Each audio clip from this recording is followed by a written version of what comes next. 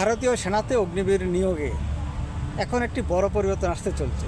2025 সালে আগস্ট থেকে শারীরিক পরীক্ষার পাশাপাশি মানসিক পরীক্ষাও বাধ্যতামূলক করা হবে, যা আগে ছিল না।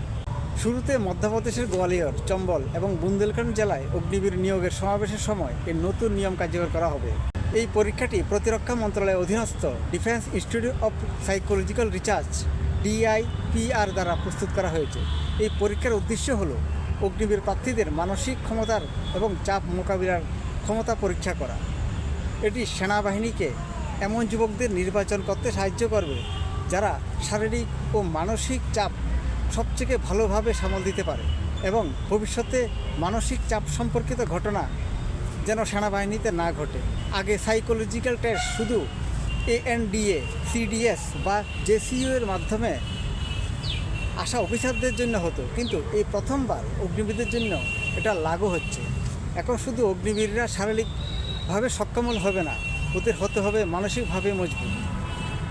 এই সাইকোলজিক্যাল টেস্ট 15 মিনিটের হবে। প্রথমে ফিজিক্যাল টেস্ট হবে। 1600 মিটার দৌড় যারা সফলভাবে সম্পন্ন করবে তারা এই সাইকোলজিক্যাল টেস্টে অংশগ্রহণ করতে পারবে। ওদের মোবাইলে একটি লিঙ্ক পাঠানো হবে, এই লিঙ্কের মাধ্যমে এক্সাম দিতে হবে। এই সাইকোলজিক্যাল টেস্ট ফেল করা যুবকরা অগ্নিবীর ভর্তি পরীক্ষায় থেকে বাতিল হয়ে যাবে। ভারতীয় সেনা চাইছে নিজেদের জন্য সবচেয়ে বেস্ট অগ্নিবীর বাছাই করা হোক, যাতে দেশ সেবাতে শারীরিক সক্ষমতার সঙ্গে মানসিক যে প্রেশার থাকে ওটাও যাতে ভালোভাবে সামাল দিতে পারে। মানসিক সমস্যাজনিত কোনো অনাকাঙ্ক্ষিত ঘটনা যেন সেনাতে না ঘটে। অগ্নিবীরদের টেস্টের ধরন সেনা অফিসারদের থেকে একটু ভিন্ন হবে।